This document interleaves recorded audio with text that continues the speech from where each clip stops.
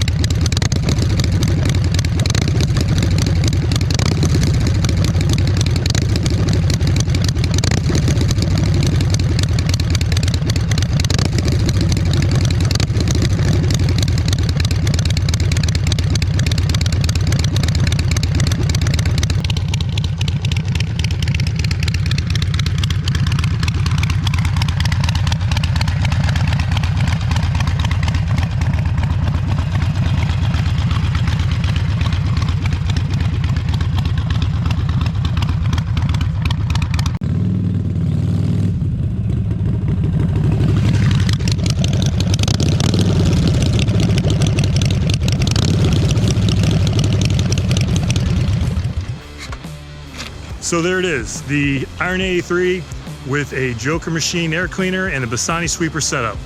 So that's what I've been running for a while now, and I'm looking forward to, after the 1275 kit, to put on a new exhaust. The Bassani Sweepers are honestly a little bit loud, a little bit obnoxious, but if you like that, but they look so good. You can't deny that the Bassani Sweepers don't look pretty sweet on the Iron 83.